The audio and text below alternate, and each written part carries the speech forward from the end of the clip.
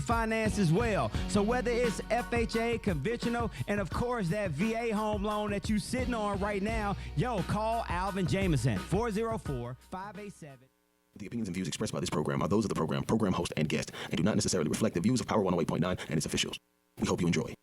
From Christal with love, come on. From Christal with love, come on. Let's talk. Look here, I ain't the Hey, happy Tuesday, everyone. Happy Tuesday, and welcome to From Christal with Love XL. I'm your host, Christal, and I am happy. We are starting a little late.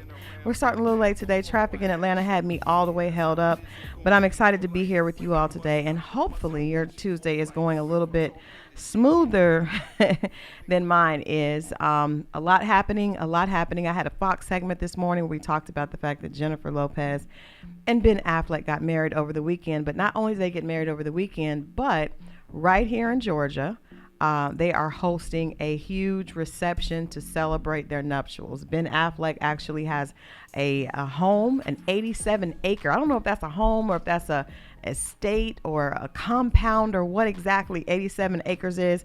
But Ben Affleck has an 87-acre property in Hinesville, Georgia, which is right outside of Savannah.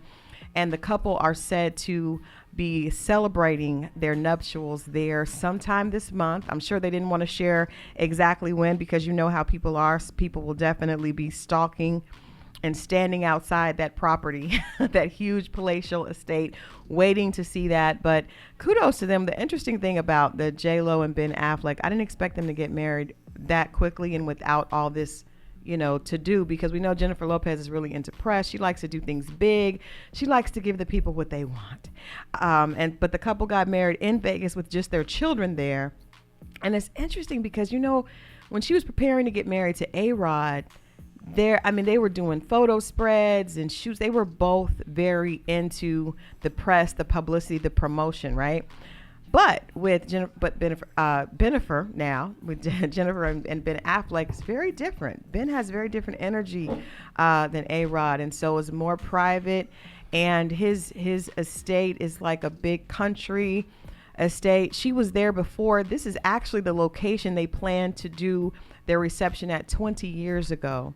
And so Jennifer Lopez posted with their wedding pics from Vegas, "Love is patient, love is kind, love is so patient, it would wait 20 years later." So I don't know. I think that's I'm not going to call it a love story because we don't know what the ending is going to be, but it definitely suggests that if true love exists, it can always be revived. And so, not saying that those exes that you need to let go of, you need to call back up, but if something is real, it doesn't die. So we wish the two of them well. I know this is I don't know how many marriages this is for Jennifer Lopez, but true love is worth fighting for. And so we wish them all the best. I also had the opportunity to report, sadly enough, that Joe Coy and Chelsea Handler have broken up. I'm not really surprised. Chelsea Handler is all over the place with how she dates. She was dating 50 Cent and Joe Coy. They're both comedians, and comedians they share so much of their personal life, and I would be afraid, how do you know if one of them is serious or not?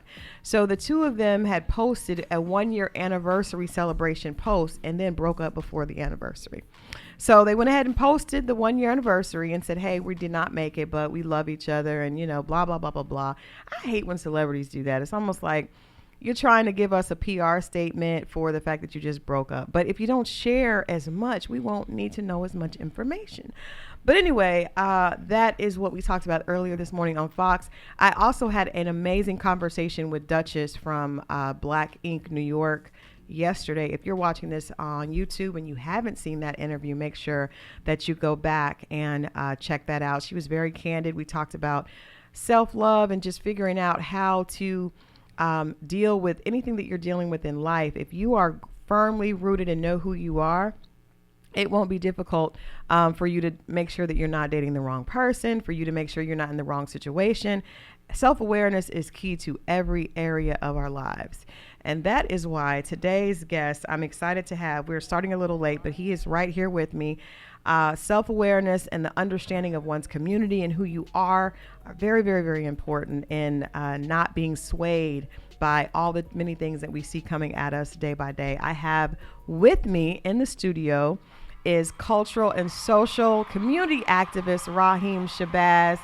Welcome to From Christal with Love, Rahiem. Thank you for having me. We go back like 15, 20 years. Yeah, for real. And I wanted to have you come in today because first of all, you have been trending. You've been trending a lot lately on some of the things that you've been sharing. But I saw there was a post that I'm sure everybody is familiar with now. There's a couple of things I want to talk to you about, actually. Okay, let's go. But we're gonna start. You know what? Let's don't start with the racial heavy stuff, right? Okay. Let's start with yesterday. The results came back from Kevin Samuels' autopsy, right? And it was determined that his death there was no foul play. Everybody was looking at the girl that was with him thinking that she planted or she poisoned him or something like that. But it actually was revealed that he died from hypertension, i.e. high blood pressure, which to me is ironic because Kevin Samuels talked so harshly about women being overweight and women not being attractive and dying alone. And in essence, he died from high blood pressure with a woman that was not his. So in essence, he kind of spoke into existence his own fate. Would you agree? It's unfortunate how the brother died, but there's a lot of takeaways from that. Words are powerful. Yeah. And if you put it in the universe, especially if it has a negative effect, it can come back to you. Yeah. But I don't think that he should get the vitriol that he's getting. I agree with you. I can't say that I watched the whole entire episode, but I seen enough small clips to grasp what type of mentality he have. And overall, I think he had the best interests of us at heart. Okay, I got to ask you about that. Come on, because you're somebody that speaks to our community, right? Listen, to a degree, right? Because if you go back, there's a video where he said, I don't have that many followers. A lot of people are not tuning in because I'm talking about men. Yeah. But if I start talking about women, then that's going to open the floodgates. And I think he kind of played on that. You know what I mean? Yeah. And it's not always what you say, it's how you say it. You right. know what I mean? Agree with that. And some people say it was tough love. But my thing is his fan base majority was women. Those was the ones that was calling up. Everything that he said I didn't agree with. Right. But I do believe that there's going to be a Kevin Samuels school of thought. And people are going to follow him. And there are certain people, if you look at the testimonials, they say, they wearing cologne now. They putting on suits. Men, yeah. They considering themselves a high figure. High value man. High value man. So I think some good should come out of it. But what I didn't like was the celebration of his death. You know what I mean? You shouldn't celebrate nobody's death. Right. And the same individuals that do that, I don't see that same vitriol for these white racist supremacists, that are doing what they do out here in society. And right. We're going to get into that. We're going to get into that. But let me ask you this, because like I mentioned, when I introduced you, in addition to being an activist, you are the host of Necessary Blackness podcast. And I love that. I love the title because you are always reminding us that at the end of this, a lot of race plays a part in so much, right? So understanding that you're an advocate for our community, how can we as a community come together if we're pitting black women against black men? There's so much negativity on social media, which bothers me, black women versus black men. And Kevin Samuels did play a part in that. When you're making fun of black women saying they're overweight, they're obese, they're not worthy of a man that they want. And I'm not saying that there aren't issues on the other side, right? We saw the meme with the young lady saying that, angry at her child's father because he brought McDonald's to one child. A lot of women on social media saying if a man doesn't have money, he doesn't have value, he doesn't have worth. I'm not advocating for either side because we can't, in order for us to come together and be powerful, we have to support our kings and you all have to support us as queens. So in that dissension is what my issue was with Kevin Samuels' theology, like his philosophy. It was a lot of pitting one against the other, in my opinion. Yeah, and I think the gender divide and right. the war between, men and women, that definitely got to stop. Yeah. How they say it, the choir is louder than the soloist, So all like of us that, together, we have a commonality. We are the holders and keepers of ourselves in predicament, Yeah. And what we have to do is we have to abide by the code. Yeah. And the code is black first. And you can't be out here, expressing vitriol towards black women. You know what I mean? And I think we're seeing that more than ever. I know it exists, but it didn't exist to this level. And I think since the advent of social media, we're seeing it in bigger proportion. Right. But if you live in black society, you cannot make what you see on social media your reality. Because in my inner circles, it's all about loving the black woman, protecting the black woman, and building a black family. Right. So we gotta come back to that. How do we get back to that? Because like you said, I agree, and I know I've known you for a long time. That has always been what you're about promoting. But we see there's so much dissension and separatism, and it seems to be an agenda to push black women and to leave black men out of that conversation. Do you feel that? Oh yeah. And you know what? Anything that starts out good, if it's not done, in a conducive manner, it ends up bad. And I think one of the things was when, and I still promote it, when we hashtag Black Girl Magic, Yeah. So it's just like, you raise the women up, and no nation could rise higher than its woman, you know what I mean? And then you relegate the black man to the lowest rung of society, and that is a thing that's done by the dominant media, dominant society, right? And black women should not fall into that, you know. And I had situations like that, where I was helping an individual with a project, and they just kept putting pictures, want me to take pictures of them and all the females. And I was like, listen, you want this to be a community thing? Every one of y'all got children. Every one of y'all got husband. And all the pictures, Black Girl Magic, Black Girl Magic. And I'm like, okay. Yeah. And the project didn't work. And I told her why. I said, look. And then we switched it up, and then we got the results we was looking for. Yeah. I think we're stronger together. Yeah, absolutely. Because we each have strengths and we each have weaknesses. One of the things that Kevin Samuels and actually one of my friends, Aaron Maxwell, talks a lot about, i.e. Mr. Let Go, is single parent families, right? And the fact that a lot of us I think we're dealing with the results of children being raised in single parent families. And so we don't have, there's that missing, men's voice are missing a lot in raising our children, because a lot of children are growing up without that fatherly presence and that confidence that you would get from a father. So one of the things that I did see Kevin Samuels talk a lot about is that women should not be having children. Actually, T.D. Jakes, did you see T.D. Jakes' meme recently where he said that we're raising women? He said we're raising women to be men. And my problem with that is we're not women did not choose. I know, you've known me for years. I was a single mom for a long time. I didn't choose to be a man. I didn't have a choice. Once my ex-husband left, then I became the head of the household, and I had to raise my son and my daughter.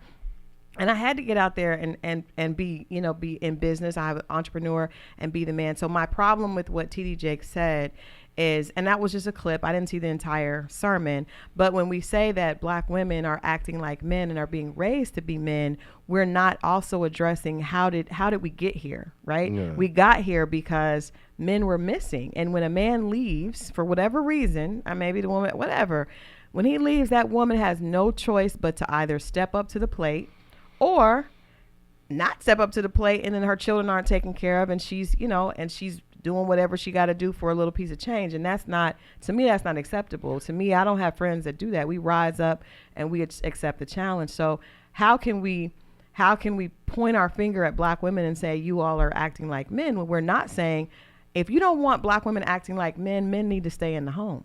What I think he was probably alluding to is when you have certain segments of society, not all women. Let me say that again. Right. Not all women. Yeah. When they say, I don't need a man, I'm independent. And if you look at the dynamics of the male-female relationship, a lot of women are, they signifying that they wear the pants in the relationship. So I think he was talking more so to those type of women. And then on another note, when you said that you didn't choose the position to raise your son, you had no choice. But the difference between you and what a lot of other women do, you had mentors for him. Yeah, you were one of those. Yeah. I came to his birthday party. I was excited for him. You know what I mean? When he went to college, when he wrote his book. That's true. So when you have strong male figures and you have that divine energy presence in a child's life, it makes all the difference. Okay. You know, as opposed to just a single mother, her and her sister friends, you know, trying to raise them by herself, and the conversation is, oh, these men ain't no good, and what you can do for me, and how much money you got.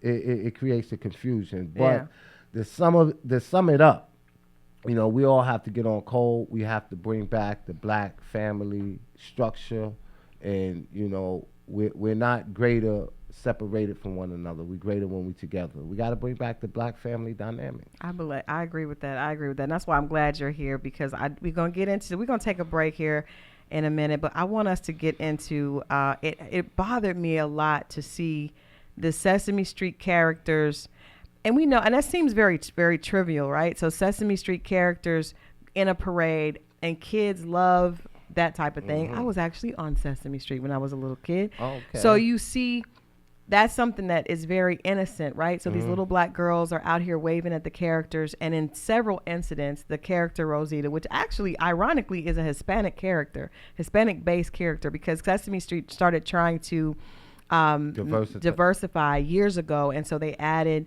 characters that had different cultural backgrounds. So this character Rosita is actually Hispanic background, and we see her, you know, blowing the young black girls off and high-fiving the white people that are in the parade, and that has caused a backlash for Sesame Street. And I want to get into it. We're gonna get into it in just a minute. But I think with this type of situation, like because I'm talking about it today, it's not a simple thing. Those subtle racism to me is the most dangerous racism, right? Because you know, you see someone overtly walking around with, you know, a Confederate flag across their chest and you know, Nazi signs. That's obvious. The racism I like. You like that? I like that. Well, that's easy. Like, I know to stay away. You know, you get out of my way, I get out of yours. But when it's something that's subtle, right? That's, to me, the thing that breaks children down. That's the thing that messes up children's self-esteem. Those little black girls going out there to say hello, and that character treating them like that. Those are the things that subtly get in a child's conscious, right? And make them see themselves differently. And that's why I think it's so dangerous. I want to come back after this break and talk to Rahiem about how do we deal with things like this as a community? Like, what steps should we take as a community to make sure that this does not continue to happen, and that we redirect the way businesses treat us as a whole? All right. Stay right there. We're coming right back with Rahiem Shabazz here. This is From Christal with Love XO. We'll see you just a few minutes. Stay right there.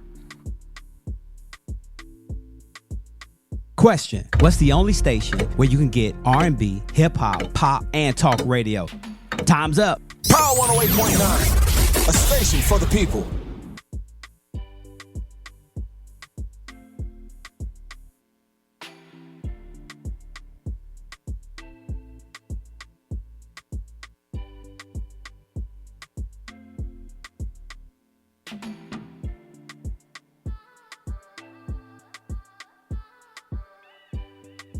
If you're a content creator, social media socialite, influencer, or simply love to record current events, you need the joystick. The joystick is an essential tool for every type of digital content creator. It holds 2 or more mobile phones or tablets, allowing users to stream and record hands-free on multiple apps simultaneously. And it's lightweight and portable. For more information or to purchase your joystick today, visit our website at www.joystick.com. Hey, police are on the hunt for a woman who posed as a witch. Okay. She scammed 10 people out of, ask me how much money? How much? $100,000. $10,000 a pop. For readings and love spells down in Florida. Yeah, Naples police said that they have 10 victims come forward with claims that they were deprived of large amounts of money. What's her name? According to a report on Monday. They don't say her name. It just say witch. And it got it in bold letters too. They do. Because you copied and pasted it. So if you no, I wrote that. So if you down in Naples somewhere, you see a lady riding a broom. Call your local police. Power 108. What's going on, y'all? This is Tony Hightower, and you are listening to Power 108.9. All right, we are back. This is From Christal with Love XO. And before the break, we are talking about I think everything happens on social media now. So something happens, people take video of it, post it on social media, gets to the right people, goes viral. We see Sesame Street characters in a parade blatantly ignoring young black girls and choosing to interact with white children and white parents on multiple occasions. And Kelly Rowland actually spoke out against it. The mother posted it and was very angry. And I understand as a mother, like, how that would have pissed me off, because it makes again, like I said before the break, that is the subtle things that cause children to see themselves differently. Rahiem. Yeah. What should our response be when things like this happen? Because there's so many times this type of thing happens. Before we get to the response, let's go to the problem, right? Okay. The problem is that these are racist cowards, that would do that. And cowards, what they do is they look for soft targets, right? Women and children, right? And what happened is just not a lone incident. Yeah. Someone had made a collage of like 10, 12 videos of this happening consistently, not with just that one character, with other characters. Now, you said something that was key. You said he was Hispanic. The character is based on a Hispanic, yeah. And a lot of people like to put us in this people of color. There's no people of color. There's black and there's white. You know what I mean? And there's different shades of black. And some of them have the mindset of white racist supremacists. And then when you think about Hispanics, right, you have the Latinos and then you have the white Hispanics. And a lot of Hispanics, when they do the census, they check off white, because they want to have close proximity to whiteness. So it doesn't surprise me that if it wasn't an Anglo-Saxon, it was a white man, it was a Hispanic. And I'm just being perfectly honest, you know, and that's what we seeing in society. And this is not something that is brand new. It's just like I said earlier, with the advent of social media, we seeing things in real time. Right. And that's why within a matter of minutes, there was 10, 12 clips of showing not just that same character consistently ignoring black children. And they put out a what I would call a boilerplate statement. Yeah. We saw. They had to, because once Kelly Rowland posted and other celebrities started saying something, from a PR perspective, they had to come and say something, because that's going to be money and advertisers. But do we keep falling for that? Like, it's the same thing that we sorry, this is not us. We value diversity, and we spoke to the family and we invited them back. And come on, man. You know what I mean? That experience is going to live with that child forever. Yeah. And what people don't understand, right, is that they did a case study, right, where they was doing people that was traumatized, whether it was from the Holocaust or slavery, and that stays within you for like 7 generations. Wow. So this is not something where she's going to wake up tomorrow because she went and sat on Big Bird's lap and it's all said and done. Nah, this is going to have a psychological effect. Did you see her face? I did. And that's what I was going to say next. Is like, people, you got to put yourself in a child's place. And when you're that excited, you saw they were super excited, go out there. The puppet goes by them purposely, like just shoos them away, and the little girl's face just falls. It just broke my heart, because how at that age, how impactful that is on you. And then because she saw them interacting with people on either side of her, right? It was 2 little girls, but in the first clip, but I saw some of the additional clips, and I know more continue to come. But you're right, that impact on a child lives on. But I didn't know about 7 generations. It's interesting, because we've been having conversations, and your page is one. You guys, if you're not following Rahiem, make sure that you follow his page at Rahiem Shabazz on Instagram. But because a lot of times you can we're all in our bubbles, right? We see things happening in social media in real time, but we're all kind of living into very individual lives. Community is so different than it used to be.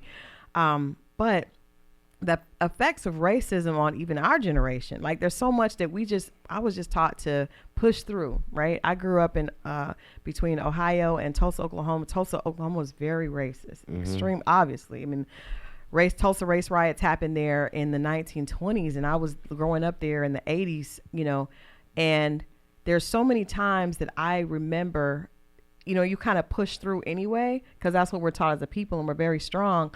But when you look back at all the incidents where you knew that you were treated differently because I was the only black girl in the class, and the teacher assumed I was cheating because I was getting good grades, and assumed that, you know, just there's so many subtle things that start to create your view of yourself. And that's why I think our community has such issues with self-esteem and self-confidence, because we're dealing with all these issues that happened at that age, you know?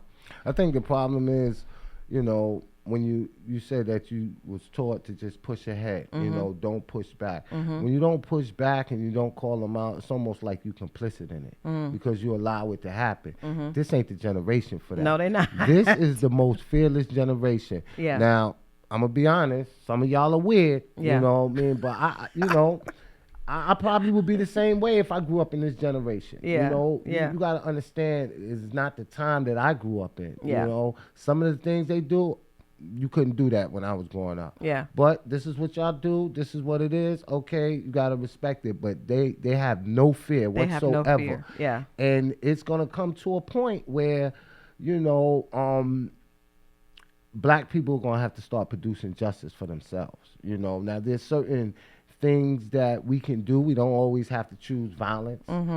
But we got to start spending money in our own community. Yeah. You know, when we see things like that, we have to don't accept apologies. You know what I mean? So how do we handle something like that? I just Never want your forgive, opinion. never forget. Never forgive, never forget. And to call it out. I'm going to give you an instance, right? And I posted this and it went viral on social media.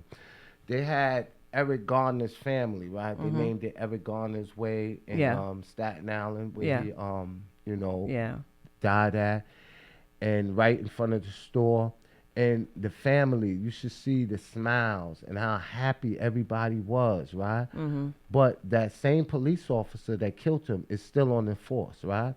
So the same police officer has the ability to kill someone else on the same street that he killed his prior victim on, that he can look up and is named after him. That's not a victory for us. Yeah. You know, and people are like, Rahiem, you looking into it deep. No. Y'all got to stop falling victim to benign neglect. And that's where they make it seem like they doing something for you and they really not. Right. You know, they really making mockery of you and they giving you symbolic gestures. Yeah. It's like a pacifier to sit down, leave us alone. A street named after you? Really? Yeah. Nah. I mean, we have to live here together, right? We can't separate ourselves. Who can't? I know you're on the land. I know you're on the land. The Honorable Elijah Muhammad says separation is better than prayer. And I'm just going to leave it like that. But I understand that that's not for everybody. You know, some people, they want to live amongst their oppressors and they want to live and they want to live in society and they feel that we can get along and go along, you know. But when do you say enough is enough? When it happens to your children? Yeah. You know what I mean? When you see, you know, Big Bird, or what would you say that was? It was Rosalie. Rosalie. Right. Is that a man or a woman? It's a girl. Or is it genderless? Because, you know, they with the genderless I know. thing, Well, you know what? It may be gender may fluid at be. this point, but it was a girl. All right. It was a girl. All right. But it doesn't impact people until it happens to them. That's now, if you very look at true. They call them the mothers of the civil rights movement now, or Eric Garner or Tamir Rice, all of those that had sons that was murdered by police. State sanctioned execution. They said that they never in their life thought that they would be on that side of history, you know. So a lot of times it takes for it to happen to an individual for they to have concern for it. So I understand a lot of people, you know, they say, you know, we can't separate. And I don't think it's that. Because I have a son, right? And I know I've called you because my son is very extremely militant and and fearless, as he should right? be. But as a mother, that scares me, right? Because I know that even though he has 2 masters, 2 bachelors, and They don't know that. They don't know that, and when they look at him, they don't see a difference between him and any. I mean, as they shouldn't. And my son is very clear that he is a black man. There's no difference between him and another black man just because he has degrees.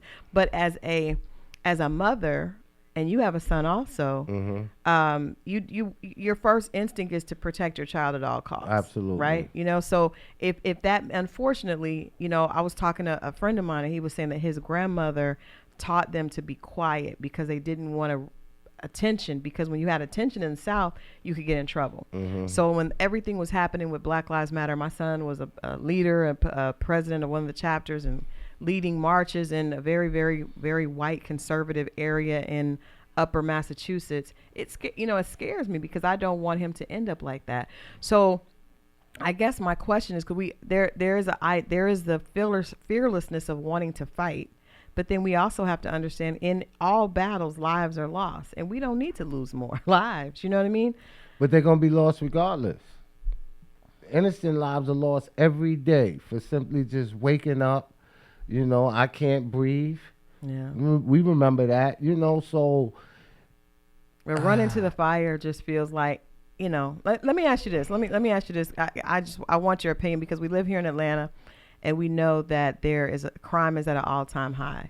And my son is telling me there's no such thing as black on black crime. He doesn't believe in that. He believes there's just crime, right? Because he feels like that's a way for oppressors to use that against us. But we do see black boys shooting each other. We see black communities. There's violence, especially here right now. Because we live in close proximity to each other. Right. And if you go to white communities, it's the same way there. Whoever you in proximity to, that's where the crime is going to happen. But I think, when people look at crime, we have to look at the root cause of crime. Yeah.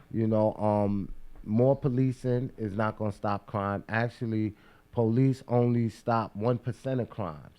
They always come after the crime. You know what I mean? So having more police is not going to stop crime. Having more jobs, having more social programs, I agree with that. That's what stopped crime. You Right. know, and statistics prove it, that when society is doing good and, the median income is up, crime is at an all-time low. Right. So right now, we're going through inflation. And a lot of people don't want to say it's an inflation, but it is what it is. We're definitely going through a recession, right? We can't wait till they tell us that. Right. We see the trickle-down effect of what it's doing. And I think anytime you have that, you're going to have an influx of crime. Yeah. Well, I want to stay right there. We're going to come back with a moment of hope from Pastor Dwight Buckner. I feel like I need the moment of hope. I'm sure everybody else does as well. Moment of hope with Pastor Dwight Buckner. We come back, and then we have more with Rahiem Shabazz. Stay right there. This is From Christal with Love XO. We're talking about love for our community today. Stay right there. We'll be right back.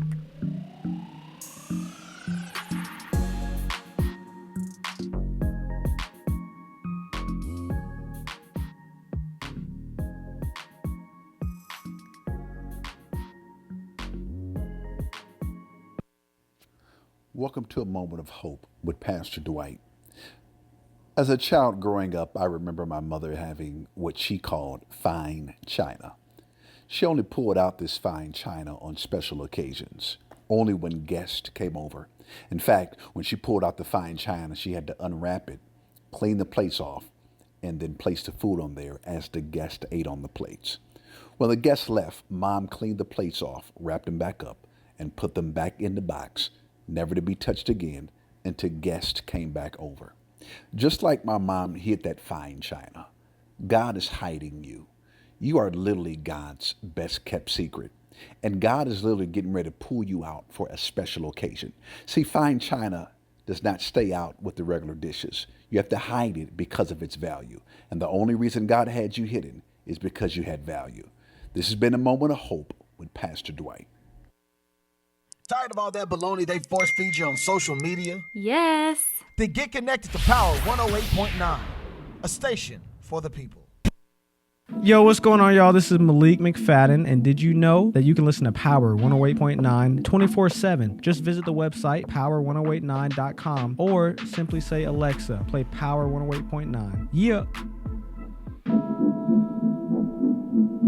All right, we are back. Thanks so much, Pastor Dwight Buckner, for that moment of hope. Definitely appreciate that encouragement as we go through the week. We're still at the top of the week, and there's so much more to come.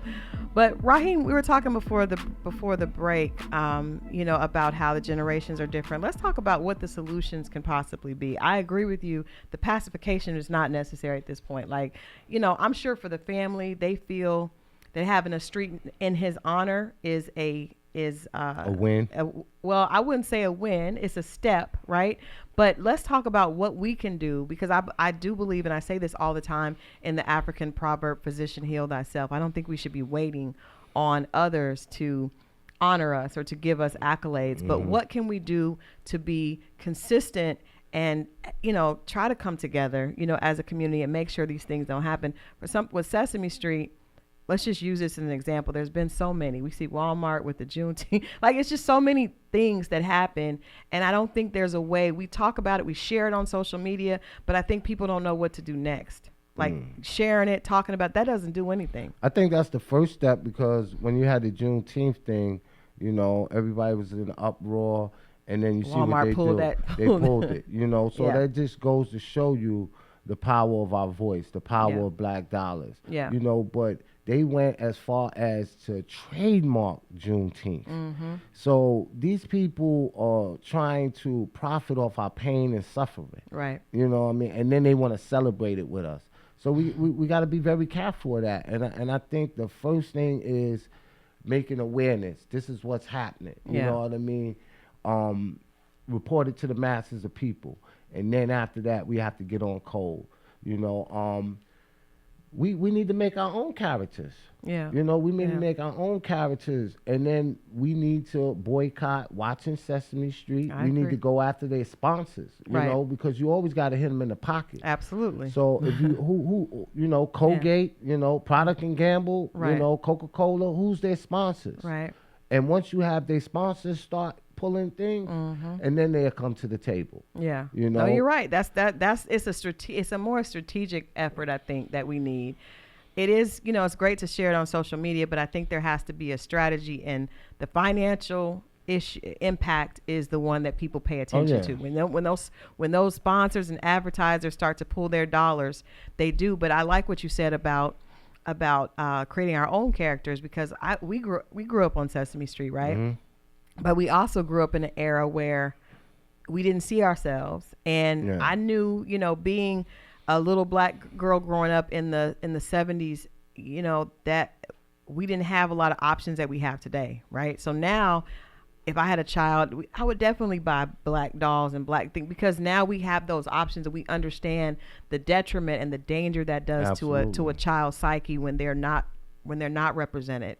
So I think this is a call for us to be more intentional to support programs for our children, right? So I'm not taking my children out to see Sesame Street, because I'm not even going to give you the power to reject my child. You don't have that power. Absolutely. Right? You remember what it was called, Clark, Dr. Clark? Remember they did the black doll test? Yes, yeah. That's what I was thinking about. Yeah, and they did that. They did it like in the 1930s, then they did it into the 1960s. I know the 60s, because I did a project on that in college, and how little black kids would choose the white doll and felt like the white doll was beautiful, the black doll was ugly, mean, dangerous, all these adjectives.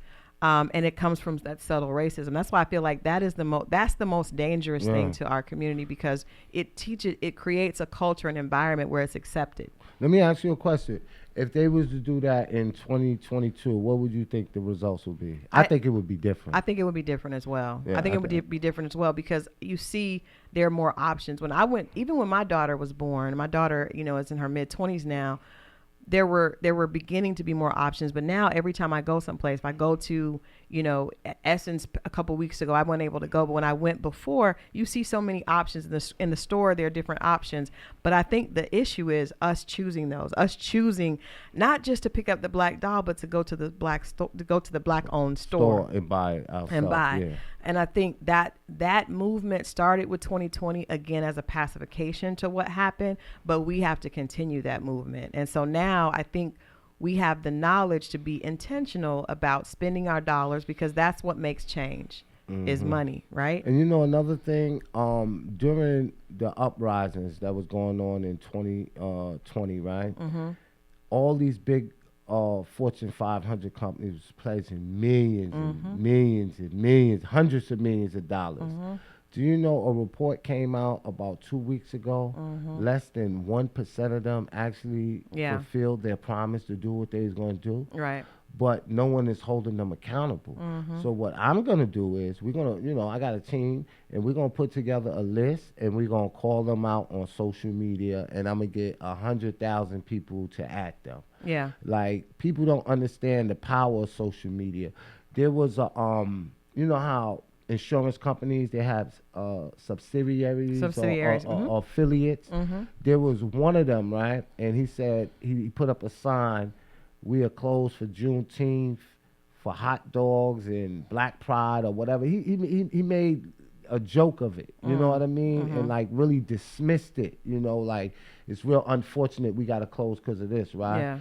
And I just reached out to Allstate. Somebody took a screenshot, sent it to me, and I said, "This is what we doing." And guess what they did? We sorry, Rahiem Shabazz. This is not who we are. We practice the same boilerplate thing, and they cut all ties with them. Yeah. So we have the power. We just got to be strategic and exercise that power. Yeah. So what we gonna do about Sesame Street? Sesame Street, man. I mean, I think there needs to be a boycott, and that we have to boycott it, and we have, and because I know, like I said, Sesame Street attempted to diversify. We need to attack those advertisers and those sponsors. I mean, that's a big money maker, right? The kids are gonna be mad. You're gonna tell them you can't come on Sesame Street. Well, but you know what? Like I said, we have to have options. That's why we need to have options. Yeah. We need to have never options. let them into the minds of our children. We didn't know, Rahiem. I knew. Well, Malcolm X said we're the only race of people allow open enemies to educate us. You're right. And now, listen, we done took it a step further. We got Barney, we got Big Bird educating our children. I don't know if Barney is still around. I know it's Peppa Pig. My son used to love different. Barney. These kids, it's Peppa Pig, and it's a Peppa Pig. Shark. A pig? It's a pig, and then it's a Rahiem. I already know where you're going with the pig. I already know where you're going with the pig. Let's talk about your book that's coming out next month that you have, because we didn't even get a chance to talk about the documentaries, Elementary Genocide, because to me, whatever is taught to the children shapes the generation, right? Absolutely. Because the children, all that's taught to children from age 0 to 12, even really younger than 12, but definitely 0 to 12 shapes their personality. And that's why that's the backlash that we're seeing now with the young people, is because of what they experience from those ages of 0 to 12. So your documentaries touched on what is going on in the school system, the school to prison pipeline, with basically where we're our young boys. And I think you helped me with that, right? I did. I forget what I had there. I had elementary genocide, and I had some big long word, and you was like, no. No, you didn't. No, I'm gonna call you out, Rahiem. You didn't. I came with the title Elementary Genocide. No, that's what I'm saying. I had a long word, and you was like, no, call it. You said call it Elementary Genocide. You see how he prison pipeline. No, I thought you came up with the school to prison pipeline. No, you came up with the school to prison pipeline. It was something that I know we was going back. No, because I told him, I said Elementary Genocide sound. It's a title that will grab people, and you were like, yeah. And the next thing you know, I see the title, and I'm like, that's how we help each other. See, you helped me out because, and you know what? It was a concept and an idea. Yeah. And I took that idea and I ran with it. And let me tell you something. Congratulations on all your success. Hundreds of thousands of copies. Traveled all over the world with that. And just from sitting down and formulating the ideas. And the crazy part of it is when I first put it out and I said they're looking at 3rd and 4th grade reading levels to determine how many prisons they're going to build in the next 10 to 15 years. And then they sell them on the stock market. And I showed how you could go to the stock market and see the private prisons and see the uptick in it based on the policies of the presidents, right? And when Obama gave his State of the Union speech and he mentioned the school to prison pipeline, my phone went off the hook. They thought I coined the phrase. It was like, he's talking about your documentary. Sales went through the roof. And then we came back and we did part 2, Board of Education versus the Board of Incarceration. And we talked about the landmark ruling of Brown versus Board of Education. Then 3 is Elementary Genocide 3, Academic Holocaust. And we used the uprisings that was happening at that time, and we showed that the assassination of your mind and the assassination of your critical thinking is no different than assassination of black bodies in the streets. And we ended it there. So now I got the book coming out. So I want to say that we were having a conversation, just 2 friends on the phone having a conversation, and I taught school for 1 year, and in that time I learned about that theory of 3rd grade boys, and I was teaching 1st grade, but I was at a black charter school, Deborah Brown Academy in Tulsa, Oklahoma, and she taught us all that information. So I was like, that's how I knew the importance of that and what that those young black boys, because a lot of them, because we're taught different, we learn different. Absolutely. They go into a white school system. They're not familiar. It's as simple as like even the sound of the teacher's voice, right? So a white teacher's like, sit down, Cameron. Cameron is not going to sit down, right? So I remember when I was teaching, I'd be like, you don't sit your behind down. He recognizes that and he sits down. It's a different response. That's why it's so important. But in the school system, when you have kids like that, just as brilliant, but just not responding to that, then kids get labeled. They label our children slow. They label them with disabilities, and that follows those children throughout their academic career. The parents aren't even aware of what's in your child's record because a 1st or 2nd grade teacher that they didn't respond to has labeled that child as having a learning disability, and that's going to hamper them from getting into college, from getting opportunities.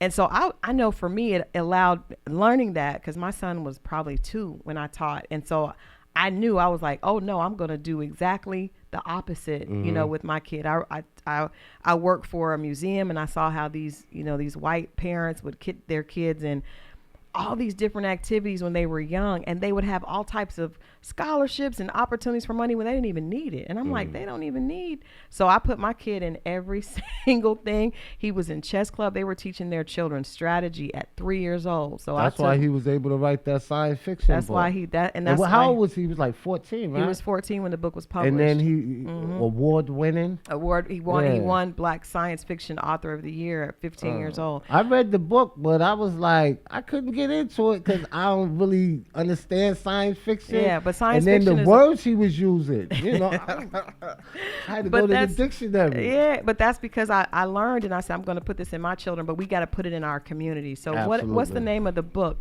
before we get out of here? Tell us about the book and when the book is going to be released. It's called Radical Hope in the 21st Century. Do we cling to hope or we go to despair? And it comes out August 22nd, which is my birthday, my solar return. Absolutely. Thank you so much for joining me, Rahiem. I love you. I'm so proud of you and all you continue to do for our community. We need soldiers like you to keep us aware, of what's going on. I appreciate you all for hanging out with us, spending your lunch hour, getting a little education, a little advocacy, and education always helps. I will be right back here next week at noon with more from Christal with Love. I love you all. Have a productive week. See you next time. Christal with love, come on, let's talk about it. From Christal with love, come on. From Christal with love, come on, let's